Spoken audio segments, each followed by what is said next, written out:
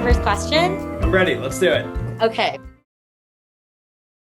Oh, I think, well, I'll answer in kind of two ways. Like the place my mind went to first was the fact that she only ordered one drink, and it was because she had food poisoning the night or the couple days beforehand.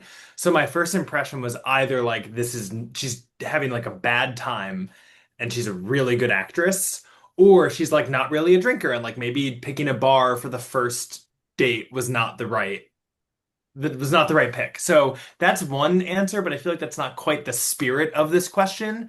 So I feel like the other thing I would say is, I don't know, just like incredibly good question asker, really good listener. Now it's all the cute and good stuff, but yeah, a good listener, good question asker, and just a ton in common is like like I don't remember the first like nine sentences we said to each other, but immediately there were so many things that we were like pinning to come back to. Like it wasn't until like minute 25 or 30 before finally it was like, anyway, right, so we both know Daria. That's why we're here. Like we just had so many topics immediately, and then we got into it from there, which is really, really cute. Okay. Question number two. Great.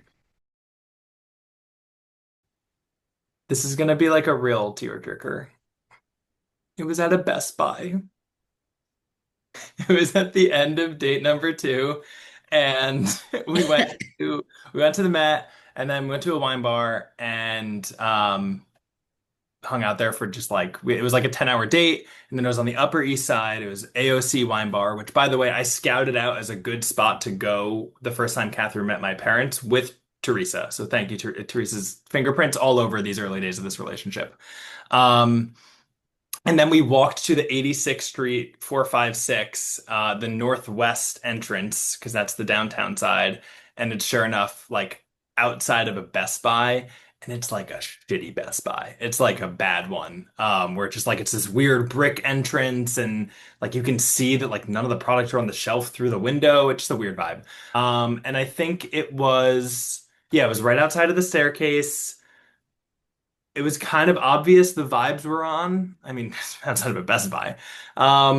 And I would say it was 4 to 5 seconds, probably. There was like no, I'll say 4 to 8 seconds. There was like a hold. Um, and there not much like movement or action within. It wasn't like just like plant, but it was like a good hold, like maybe like a mid-kiss adjustment. I don't remember any like sensations like when Harry kissed Cho Chang and described it as wet. Like I don't remember anything quite like that. I think it was just like a good like hold for a bit, really nice, maybe like a mild little chin movement.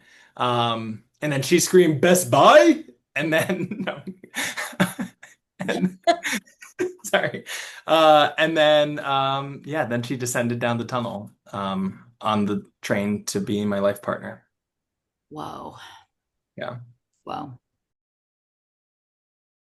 I went like really all out for her 30th birthday.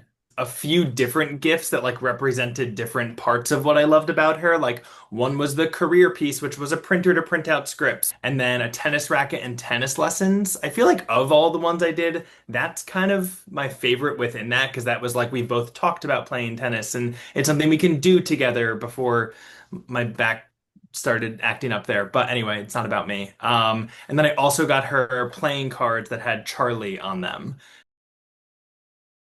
Hmm. Um, well, the first Christmas gift she gave me was a record player, which I knew was coming, but even so, and she also got like 10 plus records, all representing different parts of myself. It was like the Sound of Music recording, and also like Saturday Night Fever, and also this incredible um like strings folky. I can't think of the right word, but like this random one that turns out to be great, honky tonk ish esque, whatever, honky tesk. Um, and I feel like that again. Maybe I look back on it now nicely because that was like we now have the record player in the house that we in the like the space that we share, and like a cozy night is when we get to put on a record, or for hosting people we get to put on a record. So that I mean, this is like a little conceptual, but maybe a little more in the spirit of like the gift of convincing me that it's okay to like celebrate my birthday party is kind of cute. Of like I was someone who like didn't do that. And that's been a gift. Oh wow. I'll start with the worst trip, which is the Rome leg of our Europe trip, which was also like the best trip we've been on. But the reasons that it was kind of bad were multifold. Number one, I had like a really, really, really bad sinus infection, and I kept convincing myself it was COVID.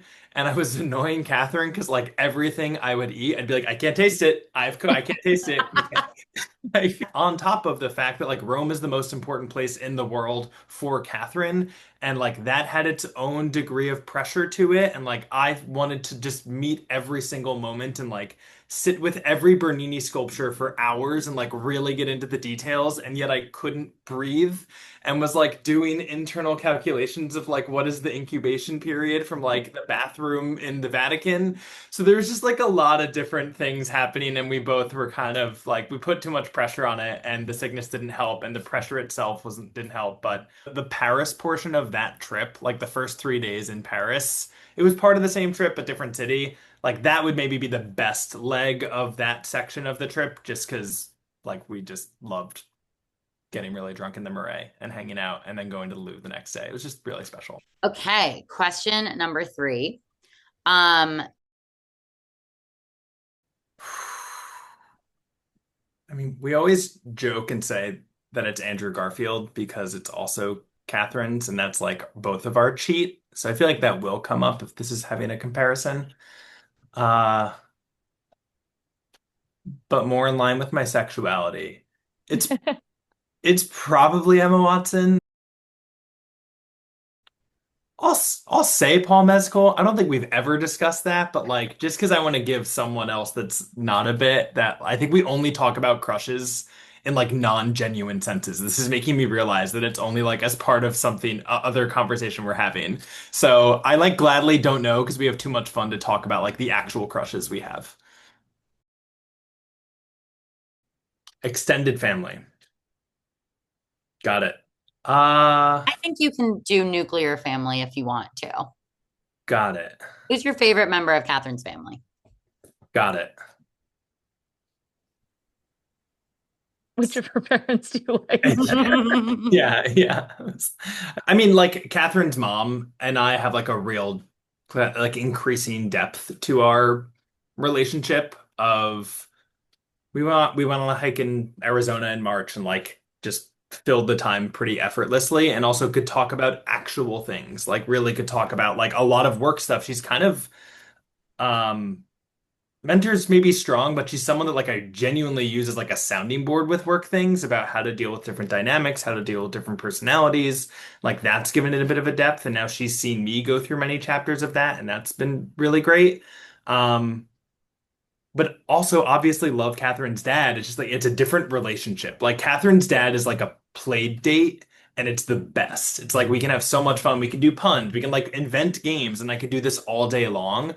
But I feel like just because I've had more moments of depth, I'll say Catherine's mom, but like they're both people that I can easily spend pretty much unlimited time with. And still fill it in a way that kind of makes sense to their each, like each of their personalities. Whoa. Probably my Auntie Lane. They just, no, I'm kidding. Sorry, it's not. I'll say my dad. My dad gets really excited to show Catherine something, and Catherine is so gracious in how he responds and how she responds to things. And I think that while Catherine's just doing a great job of like, showing up for my family. I think that like it's intentionally not like added a little bit of depth there. Two runners up would be either my brother or my Uncle Tom. I think Jeff is someone that she loves in like a Jeff fucking rocks kind of way. Tom's great. Obviously a role at our wedding, and like we love that, but we don't see him that often. So I'll say my dad just because it has like the frequency and it has a little bit of that, but I have less confidence here than some of the other ones. Wow. The blanket answer is like her genuine enthusiasm for like not only the joys that other people are experiencing, but also in a really cool way for her own joys in a way that's only cool and special.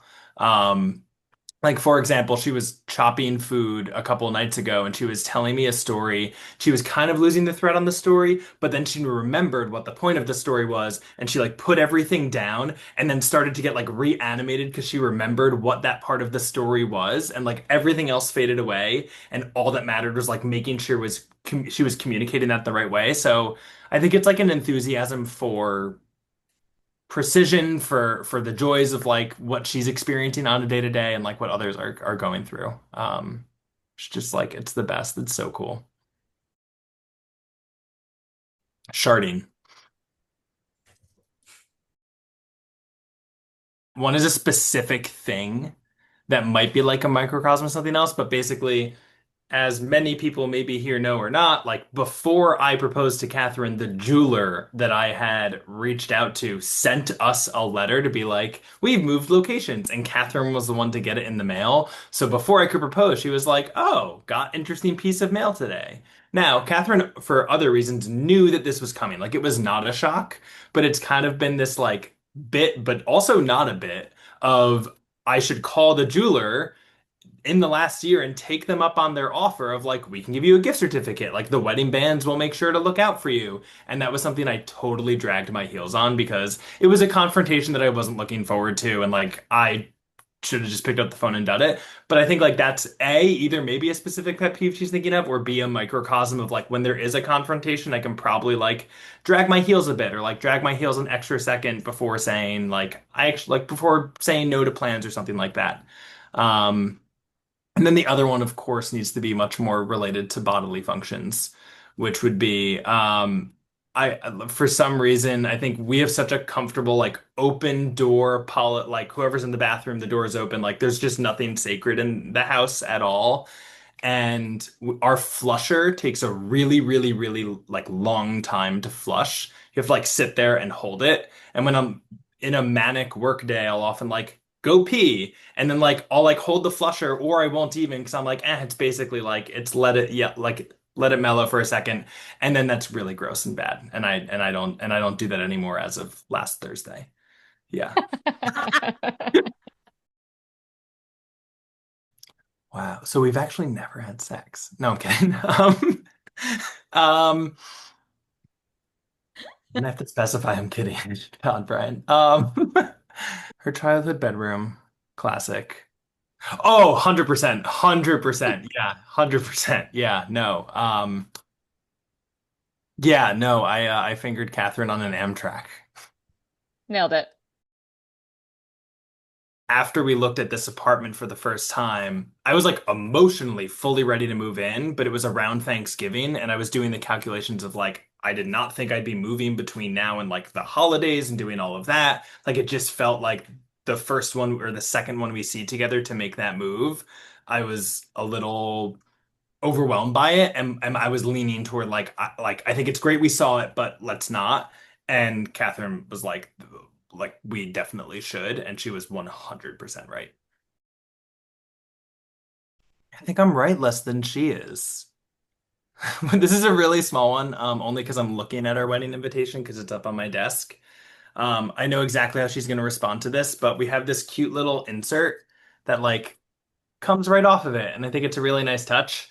It was my idea to put it in some capacity, like on the invite, like such, because I was worried that if it just goes in the envelope loosely, that people might lose it. And Catherine's going to say she ended up being tasked with doing more of this task by a long shot. But I also do think that we might have missed an RSVP or that I think it's really cute to have that on there. So definitely equal importance to where our lives have landed. Those two examples, I hear that, I know that. But that's the one that comes to mind just because I'm looking at it. Oh, nope, we got it. I won Cookie Face, of course, at Kathleen and Brian's wedding. It was less of a game, but I performed really well with Cookie Face, which for anyone in the room who doesn't know what Cookie Face is, it's where you take a cookie and you put it on your forehead, and without using your hands, you can only use your facial expressions and your head to get the cookie down to your mouth and then eat it. The very next weekend after Kathleen and Brian's wedding, we went to another wedding, and sure enough, they also had cookie face. Catherine and I have a type. This cookie face, however, was taking an Oreo, twisting it off, licking the cream part of it, and putting it on your forehead. And I talked a huge game. I was like, I just did this at a wedding, like, I'm gonna be great. And then I proceeded to be the most unattractive man that anyone has ever seen because like it wouldn't move. Like it couldn't get it off of my forehead. It couldn't come down. And it like the faces I was making when there's not a cookie to block it was just really, really unattractive. Totally. This is easy. Catherine really likes showing other people photos of Calvin Harris's penis, specifically one photo, and hanging out with like some of my closest friends one night, like in the suburbs at one of my friends' house. Teresa was there. Um, Catherine and the group were talking about penis size, and Catherine was talking about Calvin Harris's penis. And then also, my penis came up in the conversation. In any case, Catherine then like missed some of the conversation beats that were happening at the table and thought that we were still talking about Calvin Harris's penis and was like, it's so big, and said, do you want to see photos of it? But like she missed the beats of the conversation. So like she was announcing to all of like my closest friends, do you want to see photos of Brian's penis?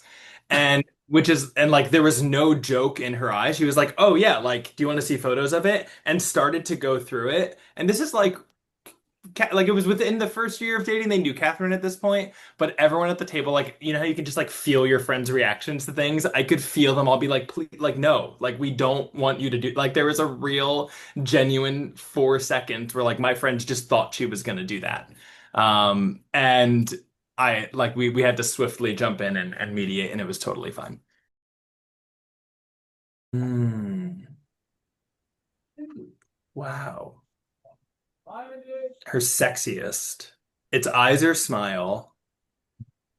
I think it's I think it's eyes. Yeah, I think it's eyes. I think smile is but like this the smile is like perfect and something that I see in all of these different formats, but like the smile is different if it's in a sexier context, whereas like her eyes I find just absolutely beautiful, but also in a more like sexy context. I think that definitely sexiest feature.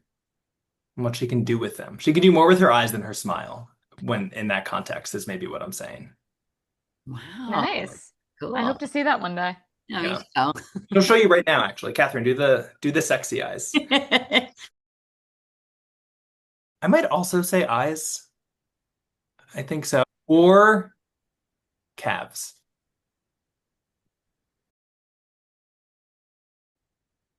She leaves a worse impression on service employees than I do. And how even at the places that she has been going to for far longer than I have, the people that work there just like really like me more. Which is the two that come to mind, which is Congress, the bartender Ramon, who many people here know and love. Um, Catherine's been going to Congress for years, and Ramon and I just like really started hitting it off maybe 2 or 3 years ago. Whenever I go in, he wants to give me a shot. We always talk about the Yankees, and now it's in a better spot. But there was a good like 8 months where Ramon and I would talk for like 5, 10 minutes, and Catherine would come by, and Ramon just like would not clock her at all. Or one particularly embarrassing point, Catherine really like jumped into the chat to like also engage. And Ramon shook her hand and went, remind me your name, which was really, really great. And then on top of that, Ramon follows us both on Instagram, and we both posted the same exact photo from our engagement, and Ramon only liked mine. And then the other one is Marie's Crisis. Of course, Catherine's been going there since 2015, but she's not me. Where recently we went and uh, Brooke at the door started to like give us the rules and then looked at me and said, "Wait, you've been here before." And I said, "Of course." And remind her your name. And I said, "Brian, Brooke." Oh, go in there, go in there. This is great, great to see you. And then Catherine kind of like introduced herself as well. It was so nice. Catherine came that night. And then we literally descended down the steps, and Jen, who's like the like queen of Marie's, saw me coming down the steps and just went and gave me a huge hug And then as I was like, we were hanging out toward the back because we were still waiting for it to kind of fill up a little bit. One of the other singing servers went by and saw me and like head nodded to me, and it rocked. It was in Central Park. Catherine said it first. I believe it was April 20th, 2022. Um, And the context was it was the night before we went to go see a Ben Schwartz improv show with a bunch of our friends. And then the next morning, some of my friends from the suburbs came into New York and we're all hanging out in Central Park. And like there's like our like this baby there. And we like had this very fun time with the family. And then it was like, cool, like this is nice, good baby time, but also Catherine, like let's like go for a walk and like make sure we're breaking up the day a little bit. And we brought our baseball gloves to Central Park and we found this little patch of grass that was right off of the main loop and just started having a catch and throwing back and forth. And then we kind of like made our way towards each other. She was wearing the green Books Are Magic hat that every mom in Carroll Gardens has. And I was then, I remember this part very well. I was then like listing other directions the day could go. I was like, we could keep having a catch. We could go back and hang out with Lily and everyone. We could like, I don't know, pivot and go to a bar. And she said, I think I love you. Which was logistically not helpful because I was trying to, no, I'm kidding. It was like the best moment of my life. I could like, if we, like, I could point to the exact patch of the part of the lawn where it was. It was That's just so it was really sweet. cool. Wow. I love that. I think I then I had a seltzer on Teresa, hey Teresa, on Teresa's balcony that night. And I was like, this just happened. I was like, I'm so excited. Also, like, it's like 6 weeks in. Like I'm not, I'm like, I'm aware of that. Like I'm aware, maybe no, sorry, not 6 weeks, like a little over 2 months. But I was aware that like, okay, like that happened. And kind of like Teresa was just really helpful for me to like realize how true it felt and to kind of chat through it. And yeah, it was the best. Oh, wow.